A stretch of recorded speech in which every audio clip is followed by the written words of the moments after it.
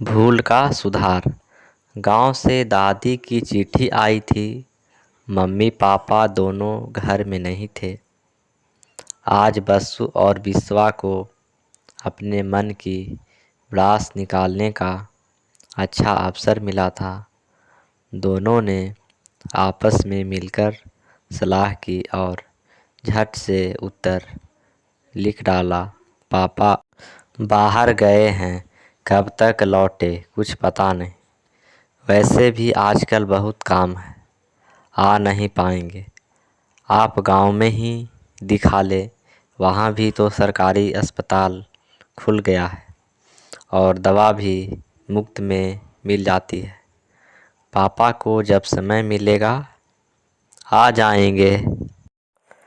दोनों भाई बहन ने आपस में सलाह कर ली कि मम्मी पापा को इस विषय में कुछ नहीं बताना है। दोनों अपनी बुद्धिमानी पर बहुत पसंद हो रहे थे। वसु कहने लगा, बुरा लगेगा तो आएंगे, नहीं तो नहीं। रोज रोज आने जाने का चक्कर खत्म ही हुआ समझो। चली आती है अपने फटे हाल झोले उठाए, बिस्वा बोली, और जमाती है पूरे घर पर अपना रौब। मुंह बिचकाकर वसु ने कहा, जैसे कोई हमारी बिल्कुल सगी ही हो। दादी वहाँ से 100 किलोमीटर दूर एक गांव में रहती थी। या बिस्वा बसु की सगी तो क्या, दूर के रिश्ता की भी कोई नहीं थी। उनके पिता उसी गांव के थे और गांव के रिश्ते से उन्हें मौसी कहते थे। पिता उनका बहुत आदर करते थे, बिल्कुल माँ की तरह। वे कहा करते थे कि बचपन में जब उसकी माँ मर गई थी तो पड़ोसी की इस मौसी ने ही उनका लालन पालन किया था। इतना ही नहीं, पिताजी के मरने के बाद पढ़ने लिखने और नौकरी पाने तक उनकी आर्थिक सहायता भी की थी। वे पिताजी को अपने बेटे की भांति मानती थी और पिताजी उन्हें माँ की भांति। बिस्वा और वसु सोचते, अरे जब किया क्या था तो किया, अब तक उसका गुणगान करने की क्या ज़रूरत। उन्होंने जितना किया होगा उससे भी कई गुना अधिक पिताजी इनके लिए अब तक कर चुके हैं। उन्होंने जब से होश संभाला था यही देखा कि दादी जब तब उनके यहाँ चली आती तो एक बार में 15-20 दिन से कम न रहती। माँ पिताजी उनका खूब सत्कार करते। वे जाती तो ढेर सारा सामान उनके साथ बांध दिया जाता। बड़े तो शायद ही वे खरीदती होगी। चीनी, अचार, पापड़, बड़ी मिठाई, नमकीन और न जाने क्या क्या चीज़ें मांग के थैले में भरती थी। जैसे जैसे बिस्वा बड़े हो रहे थे उन्हें दादी अखरती जा रही थी। उस महानगर की चमकती संस्कृति में सजी हुई अपनी कोठी में कमार ही नहीं फुहर भी लगती थी। मोटी खादी की सफ़ेद धोती जो पीली सी पड़ गई होती, उसे ऊंची ऊंची पहने लाठी लेकर ठक ठक करके चलती। झुकी कमर और पोपले मुँह वाले, तंबाकू खाती, काली और पतली सी ग्रामीण भाषा में बतियाती, यही उनकी दादी थी। बिस्वा की सहेलियां या वासु के मित्र आते तो उनके मुंह से यही निकलता कि तुम्हारे नौकरानी है क्या, और वे कट करके निकल जाती। यही नहीं, दादी उन्हें भी किसी न किसी बात के लिए रुकती ही रहती थी और माँ पिताजी चुप रहते। माँ तो प्रायः यही कह दिया करती कि बड़ी है बहुत कुछ ठीक कहती है, सुन लो। बहुत दिनों से चिढ़े बैठे बिस्वा और वसु को आज अच्छा मौका मिल गया था, इसीलिए उन्होंने मनमानी कर ही ली थी। मम्मी पापा के लौटने पर दोनों ने उन्हें कोई भनक तक नहीं लगने दी। पिताजी प्रायः पूछते, मौसी का कोई पत्र नहीं आया? बहुत दिनों से वे भी नहीं आई। बिस्वा और वसु एक दूसरे को देखकर हल्का सा मुस्कुराते और मन में कहते, आएंगे भी नहीं। कुछ दिन ऐसे ही बीत चले। एक दिन पिताजी कचहरी से लौटे तो बहुत हड़बड़ाहट से उन्होंने कहा, अभी तुरंत मौसी के पास गांव चलना है, बच्चे को भी साथ ले चलना है।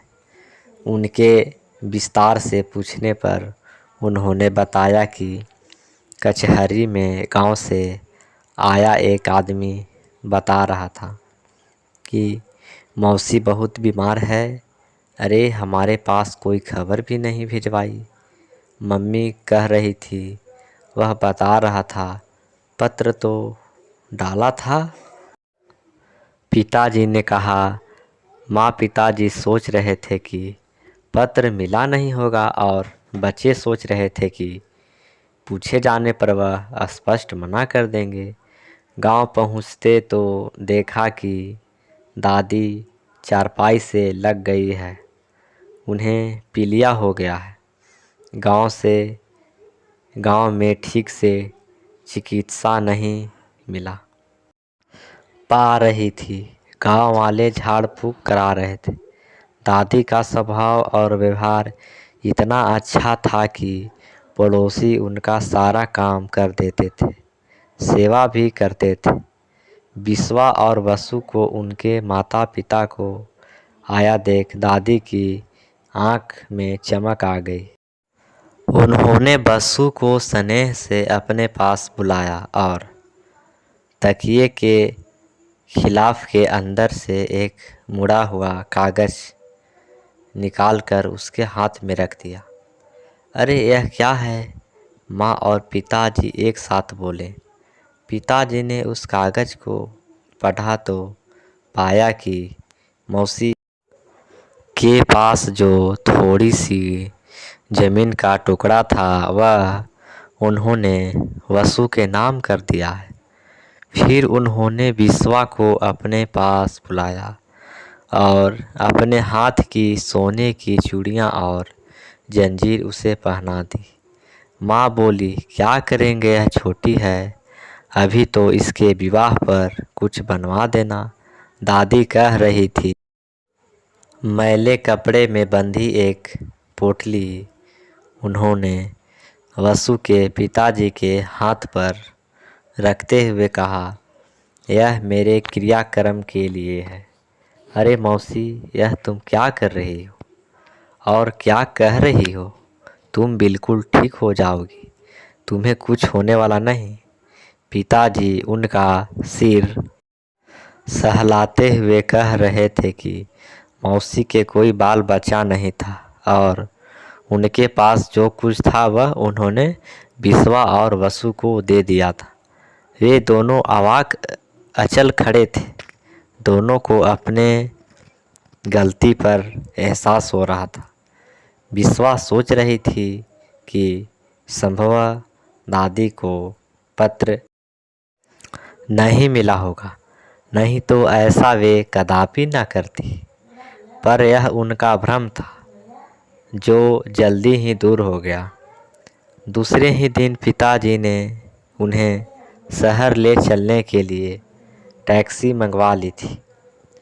बिस्वा और वसु दौड़ दौड़ कर दादी का सामान टैक्सी में रख रहे थे। तभी उन्होंने अपनी चिट्ठी मिल गई थी।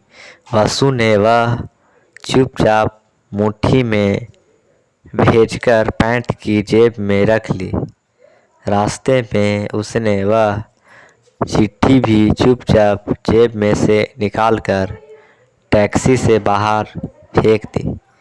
दादी की महानता के आगे वे स्वयं को बहुत ही तुच्छ अनुभव कर रहा था। शहर ले जाते ही दादी को अस्पताल में भर्ती कराया गया। 15 दिन तक उन्हें अस्पताल में रखा गया। तब कहीं जाकर उनकी स्थिति खतरे से बाहर हुई। विश्वा और वसु जी जान से दादी की सेवा में जुटे रहते हैं। उन्होंने अपने किए का बहुत पछतावा था। वे डर भी रहे थे कि कहीं दादी पिताजी से चिट्ठी के कोई भी चर्चा ना करे। एक दिन मौका देखकर वासु बोला, दादी, मेरी एक भूल के कारण तुम्हें इतनी लंबी बीमारी भोगनी पड़ी है। मुझे माफ़ कर दो। दादी उसके सिर पर हाथ फिराने लगी। वसु फिर आगे ला, दादी, तुम तो बहुत अच्छी हो। पिताजी से मत कहना, नहीं तो। नहीं रे दादी, स्नेह से देखते हुए उसे आश्वासन दिया। दादी के घर आने पर भी दोनों बच्चों उनकी सेवा में लगे रहते थे। मन की खिलौना में बदल चुकी थी। वे प्रायः दादी माँ की रट लगाए रहते थे। स्कूल से आने के बाद उनके साथ खेलते बोलते, उनसे रात को कहानियाँ सुनते और अपनी किताबों से कहानियाँ आदि पढ़कर सुनाते। दूरदर्शन पर कार्यक्रम आते तो वे दादी को भी अपने पास बैठा लेते और समझाते जाते। दादी भी उनके साथ बच्चा बन गई थी। वसु के माता पिता बच्चे के इस परिवर्तन पर चकित थे और प्रसन्न थे। वीडियो अच्छा लगे तो चैनल को सब्सक्राइब करें।